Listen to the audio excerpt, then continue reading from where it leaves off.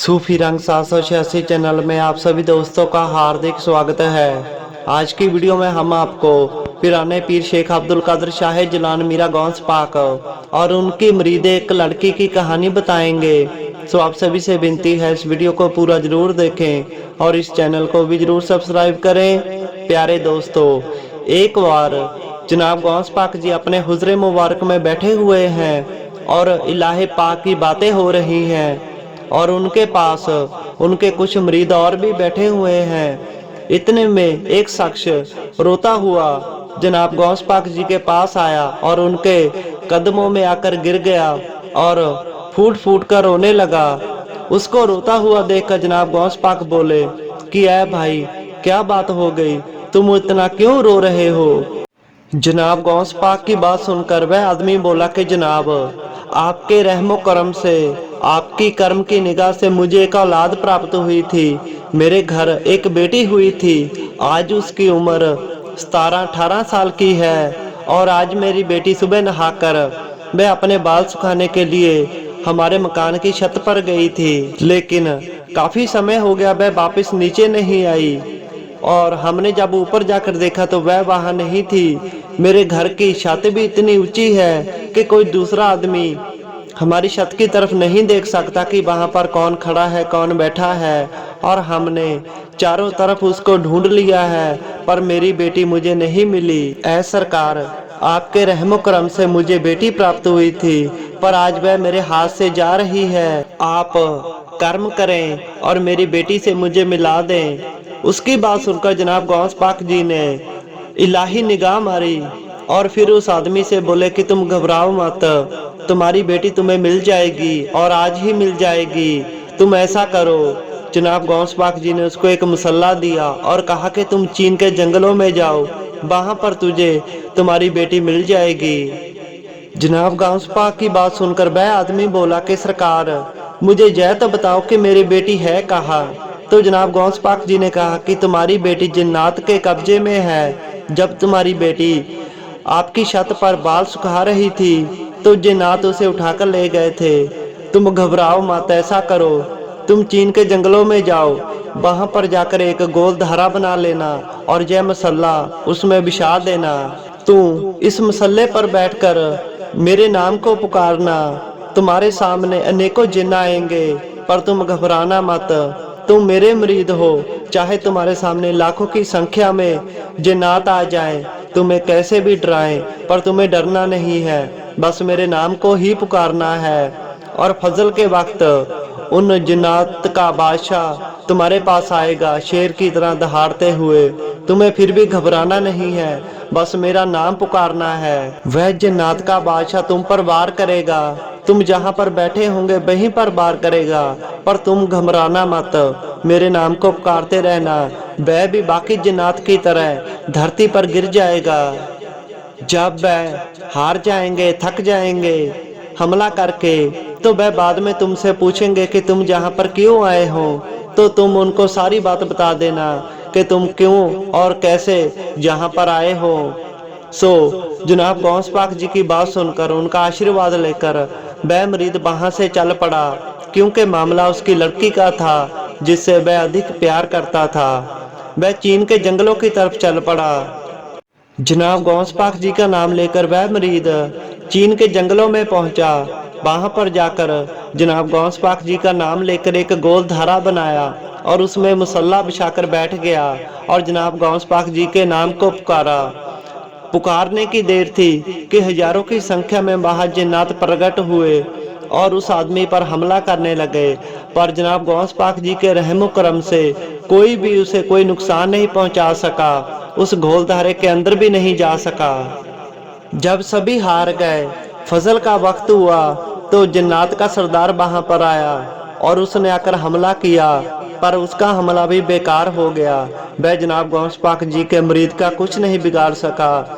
जब वह भी हार गया तो वह उस लकीर के पास आया और आकर उस आदमी से बोला कि भाई, तुम कौन हो और जहां पर क्यों आए हो। जिन्नात की बात सुनकर वह आदमी बोला कि मैं पिराने पीर शेख अब्दुल कादिर शाह जिलान मीरा गौस पाक जी का मुरीद हूँ। जैसे ही उस जिन्नात के बादशाह ने जनाब गौस पाक जी का नाम सुना, वह दोनों हाथ जोड़कर वहां पर खड़ गया और उससे पूछने लगा कि तुम यहाँ पर क्यों आए हो। उस आदमी ने कहा कि मैं जहाँ पर आया नहीं हूँ, मुझे भेजा गया है। तो जिन्नात के बादशाह ने कहा कि तुम्हें किसने भेजा है। तो उसने कहा कि मुझे जनाब गौस पाक जी ने भेजा है। तो वह बोला क्यों भेजा है। तो वह आदमी बोला कि मेरी 17-18 साल की एक लड़की है जिसको आपके जिन्नात उठा कर लेकर आए हैं, मैं उसी को वापस लेने आया हूँ जनाब गौस पाक जी के हुक्म से। यह बात सुनकर वह जिन्नात का बादशाह बोला कि जाओ इसकी लड़की को ढूंढ कर लेकर आओ। लाखों की संख्या में जिन्नात गए और उसको धरती पे ढूंढने लगे। 2 घंटा वह जिन्नात उस आदमी की लड़की को ढूंढते रहे पर वह नहीं मिली। वापिस आकर उन्होंने जिन्नात के बादशाह को बताया कि इसकी लड़की हमारे पास नहीं है, वह हमें कहीं नहीं मिली। जनाब गौस पाक जी ने 2 सेकंड में बता दिया था कि इसकी लड़की जिन्नात के पास है, पर जिन्नात 2 घंटा ढूंढते रहे, फिर भी उस आदमी की लड़की नहीं मिली। जिन्नात के बादशाह ने कहा कि आप सारे खामोश हो जाओ, इसकी लड़की आपके ही पास है। तो सभी जिन्नात हैरान हो गए कि सरकार, हमने इसकी लड़की को चारों तरफ ढूंढा है पर इसकी लड़की नहीं मिली, और अब आप बोल रहे हैं कि इसकी लड़की हमारे ही पास है, ये कैसे हो सकता है। तो वह बादशाह बोला कि अगर इसकी लड़की हमारे पास नहीं होती तो क्यों जनाब गौस पाक जी ने इसको इतनी दूर चीन के जंगलों में भेजा है। अगर उन्होंने देखा है कि इसकी लड़की हमारे पास है, तभी तो जनाब गौस पाक जी ने इसको हमारे पास भेजा है। इसीलिए जनाब गौस पाक जी का कहा कभी झूठ नहीं हो सकता, इसकी लड़की यहीं कहीं ही होनी चाहिए। अपने बादशाह का हुक्म लेकर वह जिन्नात वापस ढूंढने गए। उन्होंने पहाड़ों में, खाली घरों में, कब्रों में, जहाँ तक कि नदियों में भी ढूंढा। ढूंढते ढूंढते अचानक ही एक जिन्नात की निगाह पानी के नीचे एक नदी में एक जिन्नात के ऊपर गई। तो वह देखता है कि एक जिन्नात के पास वही लड़की बैठी हुई है और उस लड़की पर उस जिन्नात का कब्जा है।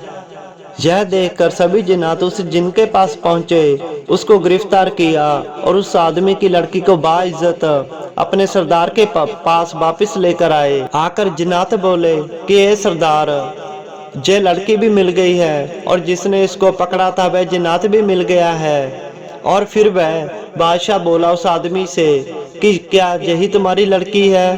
तो वह आदमी बोला कि हाँ, यही मेरी लड़की है। जिन्नात के बादशाह ने बाइज्जत उस लड़की को उस आदमी के हवाले किया और कहा कि तुम जहाँ से जाओ। जब वह आदमी वहाँ से जाने लगा तो उसने जिन्नात के बादशाह से पूछा कि मैं तो जनाब गौस पाक जी का मुरीद हूँ, उनका मानने वाला हूँ, इसीलिए उनको जानता हूँ, पर आप उसको कैसे जानते हो।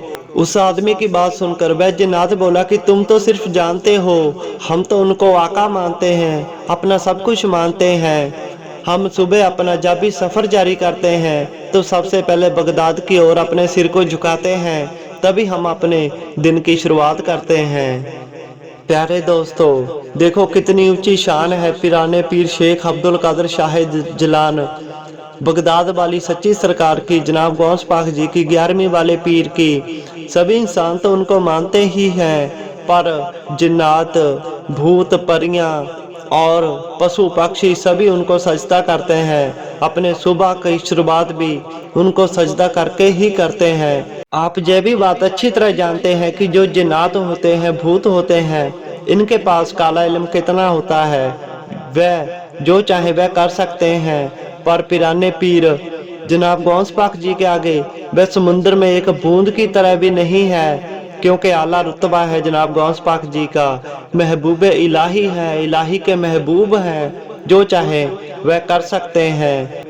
उस जिन्नात के सरदार ने उस आदमी से कहा कि तुम जहां से अपनी लड़की को लेकर जाओ, हमने बाइज्जत इसको तुम्हें वापस कर दिया है, और वहां पर जाकर जनाब गौस पाक जी से हमारा सजदा सलाम कहना। उस जिन्नात के बादशाह ने उस जिन से पूछा जिसने उस लड़की को उठाया था कि क्या तुमने इस लड़की को उठाया था।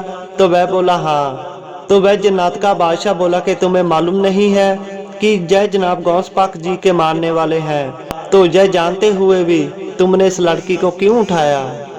वह जिन्नात बोला कि इस बार तो मैंने इस लड़की को छोड़ दिया, क्योंकि जय जनाब गौस पाक जी को मारने वाली है, पर आगे से ऐसा नहीं होगा। जब बात सुनकर जिन्नात के बादशाह ने एक तलवार निकाल ली और उस जिन्नात से कहने लगे कि तुझे क्या बोल रहा है, मैं आज तुझे नहीं छोड़ूंगा। तू सच सच बता कि तूने इस लड़की को क्यों उठाया था। तो वह जिन्नात बोला कि हजूर, इसमें मेरी कोई गलती नहीं है, इसमें जो भी गलती है इस लड़की की है। तो उससे पूछा गया कि इस लड़की की क्या गलती है। तो वह जिन्नात बोला कि आज सुबह मैं जनाब गौस पाक जी की बारगाह में सजदा करने गया था। जब मैं अपने काफिले के साथ वापस आ रहा था तो मैंने देखा ये लड़की बेपर्दा हुए, मैंने इस लड़की को बेपर्दा हुआ देखा, इसको नंगे सिर देखा। तो मैंने इस लड़की को उठा लिया और अपनी गुफा में लेकर आ गया। हमने इसके साथ कुछ भी गलत नहीं किया, क्योंकि हम जानते थे कि जय बेटी जनाब गौस पाक जी की बेटी है। मैंने इसको इसीलिए उठाया था कि जनाब गौस पाक जी को मारने वाली जय लड़की को थोड़ी अकल आ जाए।